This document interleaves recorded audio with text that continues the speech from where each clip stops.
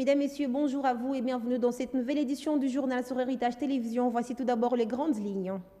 À l'Assemblée nationale, le Premier ministre a déposé hier lundi 15 novembre 2021 le projet de loi de finances. Nous y reviendrons dès le début de ce journal. Et puis, dans la province de l'Ituri, 17 civils ont été tués par des hommes armés identifiés aux miliciens Front patriotique et intégrationniste du Congo. C'était hier lundi à Choukou, un village du groupe Matsiré dans la chefferie des Bahema d'Irumu. À la une de l'actualité, 375 millions de dollars américains sont alloués dans le budget 2022 pour la tenue des élections. Le Premier ministre Samalou Kondi a fait cette annonce hier lundi 15 novembre lors de la présentation à l'Assemblée nationale du projet des lois des finances. Suivez. Estimée à 10 milliards de dollars, cette loi des finances est axée sur le fonctionnement des institutions, le social de la population, la santé, l'éducation, ainsi que les investissements dans les secteurs des infrastructures et de l'agriculture, a indiqué le Premier ministre. Il a affirmé avoir noté avec satisfaction l'augmentation des recettes fiscales, en dépassement des assignations depuis l'avènement de son gouvernement, ce qui lui a permis de présenter une loi des finances rectificative en augmentation. Dans la configuration du projet des lois des finances 2022, le chef du gouvernement a renseigné qu'il contient un budget présentant un équilibre en recettes et en dépenses par rapport au budget initial de l'exercice 2021, réalise un taux d'accroissement de 41,8%. Pour atteindre le niveau de recettes courantes projeté dans ces budgets 2022, le gouvernement a tant proposé des mesures fiscales et administratives basées notamment sur les recettes douanières, les recettes des impôts et les recettes non fiscales, sans oublier la lutte contre la fraude et la corruption qui sera renforcée. Après la présentation de l'économie du projet des lois des finances 2022, plusieurs préoccupations ont été soulevées par les élus du peuple. Certains ont salué l'ambition du gouvernement qui envisage de mobiliser cette fois-ci jusqu'à 10 milliards de dollars américains. D'autres députés nationaux, par contre, ont dénoncé la répartition faite dans ces projets où le fonctionnement des institutions prend une part importante. Il estime qu'avec la guerre de l'Est de l'état de siège, il est plus que nécessaire pour la représentation, qui est l'autorité budgétaire, d'allouer une grande partie du budget à la sécurité et à la défense de la République démocratique du Congo. Il faut noter que le Premier ministre a sollicité et obtenu le lundi 15 novembre de la présentation nationale un délai de 48 heures afin de répondre aux préoccupations des députés nationaux soulevées lors du débat général sur les projets des lois des finances de l'exercice 2022. Direction à présent dans l'Est de la République. Nous sommes dans la province de l'Ituri, où 17 civils ont été tués par des hommes armés identifiés aux miliciens AFPIC, Front patriotique et intégrationniste du Congo. C'était le lundi 15 novembre 2021 à Chakubou, un village du groupement justement tiré dans la chefferie des Bahema d'Irumu. Thierry Kibumbe nous en dit plus. Regardez. C'est vers 4 heures du matin que de miliciens FPIC ont fait incursion à la localité des Roussoro, précisément au village Tchabousikou. Ils ont tué 17 personnes, parmi lesquelles des femmes et des enfants. Des vaches ont été emportées et plusieurs maisons incendiées. Suite à cette tuerie, d'autres habitants du dit village ont quitté pour trouver refuge dans des endroits jugés sécurisés. Les chefs Zamundu Batokura, qui est descendu sur les lieux du drame ce même lundi, accompagné d'un groupe de notables, plaident pour une augmentation de l'effectif des éléments de l'armée régulière en vue de sécuriser la population de cette région. Ce bilan est également livré par la société civile locale. Isaac Nyakulinda, président de la dite structure citoyenne, indique qu'autres personnes ont été blessées. Plus de 30 maisons incendiées, dont une structure sanitaire de la place. Plus de 14 boutiques pillées et des vaches emportées. Il y a quelques jours, une autre attaque rebelle dans le territoire d'Irumu avait coûté la vie à 3 personnes vers la localité de Kinga, Ituri. Dans un autre chapitre, dans la soirée d'hier lundi, 400 éléments de la police nationale congolaise en provenance de Kinshasa sont arrivés dans la ville de Beni. Nous sommes dans la province du Nord Kivu. Selon une source policière, il s'agit des policiers qui viennent appuyer les unités d'intervention déjà dans la zone et qui sont engagés dans la traque des combattants d'Alliés démocratiques Force ADF, auteur de milliers de civils tués depuis 7 ans dans la région. Ces policiers sont conduits par le directeur du département sécurité publique de la province du Nord Kivu, le commissaire supérieur principal à Bongo Wifema. Ces policiers passeront quelques jours dans la ville avant leur déploiement, précise le même source.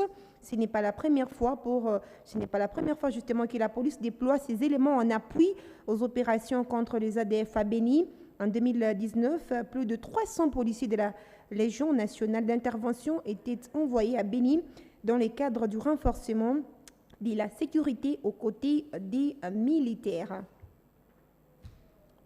Tout à fait autre chose à présent, les cours n'ont toujours pas repris dans le village Mantumbi et ses environs dans le secteur Béni-Baou. Après la dernière attaque des ADF dans cette partie de la République démocratique du Congo il y a environ une semaine. Navrés par cette situation d'insécurité dans leurs entités, les habitants étaient en sit-in hier lundi 15 novembre. Ces derniers ont justement exigé la reprise des cours dans un bref délai. Les détails avec notre correspondant sur place. Selon Ezekiel Sikouli, président de la société civile à Mandombi, par cette action citoyenne, la population a dénoncé l'insécurité qui sévit dans cette localité après l'incursion des rebelles ADF qui s'étaient soldés par mort d'hommes. C'était aussi une occasion pour la population d'exiger l'arrivée sur place de l'administrateur militaire pour qu'il s'en prenne de la situation. Et la population exigeait que l'administrateur puisse arriver à Mandombi pour mener les enquêtes à propos de ces massacres. De plus, il exige la relève des troupes des FARDC basées à Mandombi parce qu'ils ne parviennent pas à sécuriser la population comme il faut. Et aussi que les militaires qui auraient fouetté les gens qui fouillaient à Manguina qui puissent répondre à leurs actes au niveau du tribunal. L'autorité nous a adressé à la population, mais la population n'est pas satisfaite parce que la population gire dès que par les relèves de cette militaire ainsi que l'enquête puisse être menée à Mantumbi. La sécurité dans cette partie impacte négativement également sur le bon déroulement d'autres activités scolaires, comme a indiqué la société civile locale. En fait, vous êtes sur le terrain et vous voyez comment que la situation à Mantumbi, la situation est tellement confuse. Et pendant que sa situation est ici, on ne peut pas appeler les affaires de venir à suivre les cours. Et c'est ce que nous sommes en train d'exiger toujours, que l'administrateur puisse arriver à Mandombi. On ne peut pas accepter que la localité de Mandombi puisse rester sa école. Nous exigeons que l'administrateur puisse venir à Mandombi et venir assurer la population sur sa sécurité. Profita du sit-in, le colonel Mikoubi, adjoint du commandant FARDC à place, s'est entretenu avec les habitants dans un meeting Satabou. Il a appelé la population au calme et à faire confiance à son armée. Nous sommes là juste pour protéger la population avec tous ses biens, qu'ils soient vraiment libres car nous sommes en train de travailler. Nous avons appelé les chefs d'établissement pour la réouverture des écoles, même les hôpitaux, pour les professionnels de santé. Nous sommes là rien que pour la sécurité de la population. Quoi qu'il en soit, quoi qu'il arrive, nous allons les faire. Signalons que la nuit du 3 au 4 novembre dernier, les rebelles ADF avaient signé une incursion au village Mantumbi, tuant ainsi 5 civils avant de se retrancher dans la nature. Béni, Roger Kakoulirai, Héritage TV. Merci à vous, Roger Kakouliari, pour toutes ces explications. On va parler société avant de refermer complètement ces journaux. Revenons ici à Lubumbashi où la morgue du 30 juin, située au quartier Tabakongo, est fermée depuis quelques jours. Le problème des courants électriques est la principale cause, selon les constats de nos reporters qui y ont effectué une descente hier lundi. Un reportage d'Israël Mteba. Après plusieurs jours passés sans courant électrique, la morgue du 30 juin située au quartier Tabakongo a fermé ses portes. Plus aucun corps n'est conservé depuis plus ou moins 4 jours et la population s'en plaint. Cette morgue est fermée à cause du courant. Le transformateur est déjà en panne. Par moments, les gens emmènent ici des corps, mais ils sont retournés avec parce que c'est fermé. Qu'on nous apporte un transformateur. Si vous arrivez ici la nuit, c'est noir par manque de courant. Isaac Bikokoland, gestionnaire de ce dépositoire, note un problème technique qui nécessite de l'entretien. Les raisons seulement pour le problème de courant, ça fait 3 mois qu'on n'a pas de courant ici. Les transports étaient brûlés, ça fait 3 mois. On était en train de travailler avec les groupes, mais les groupes de campagne. C'est pourquoi on a essayé un peu de fermer en attendant qu'on puisse rétablir le courant. Un manque à gagner pour ces vendeurs de cercueils qui regrettent la fermeture de cet espace et peinent à trouver des clients. Nous sommes membres des AFC, Association des fabricants des cercueils. Nous étions à Sendoué, on est venu ici quand on a ouvert cette morgue. Et c'était bénéfique pour la population. Aujourd'hui, la morgue chôme, il n'y a pas de courant. Nous, les fabricants des cercueils, on vient de loin et payons les transports. On ne sait pas comment rentrer. Le quartier Tabakongo, situé dans la commune de Kampemba, fait face à plusieurs problèmes, notamment la carence en eau potable et le courant électrique qui inquiète les habitants de ces coins.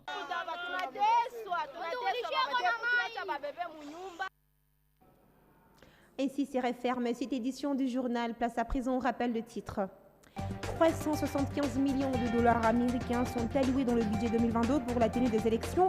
Le Premier ministre Sama Lukonde a fait cette annonce hier lundi lors de la présentation à l'Assemblée nationale du projet des lois des finances. Et puis, dans la province de l'Ituri, 17 civils ont été tués par des hommes armés identifiés aux miliciens FPIC, Fonds patriotique et intégrationniste du Congo, à Chabousikou, un village du groupement tiré dans la chefferie des Bahema dit Romo. C'était le journal de la rédaction. Merci à tous de l'avoir suivi partout à travers le monde. N'attendez pas d'être heureux pour sourire, souriez plutôt afin d'être heureux. Je vous retrouve très prochainement.